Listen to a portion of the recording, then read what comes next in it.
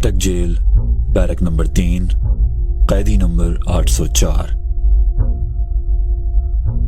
جرموں کی ایک طویل فہرست۔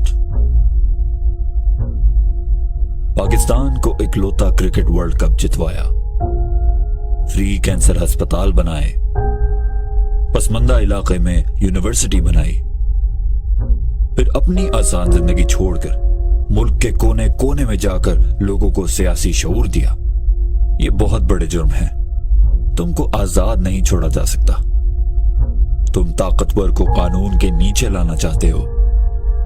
تم مافیا سے ٹکر لینا چاہتے ہو۔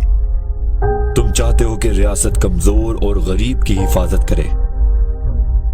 تم ریاست مدینہ کی بات کرتے ہو،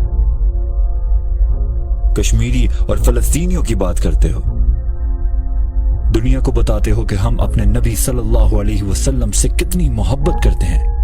یہ کیسی سوچ ہے؟ یہ کیسا خیال ہے؟ پاکستان کو دنیا میں عزت دلوانا چاہتے ہو۔ تمہاری جرت کیسے ہوئی کہ پاکستان ایک آزاد اور خوددار ملک بنے؟ تمہاری جرت کیسے ہوئی کہ لوگوں کو بتاؤ کہ پاکستان ایک عظیم خواب تھا؟ تمہاری جرت کیسے ہوئی کہ لوگوں کو لا الہ الا اللہ کا مطلب سمجھاؤ؟ تمہاری جرت کیسے ہوئی کہ لوگوں کو حق کے لیے اور ظلم کے خلاف کھڑا ہونے کی باتیں کرو؟ تمہاری جرت کیسے ہوئی کہ لوگوں کو ایک بہتر پاکستان کی امید دو؟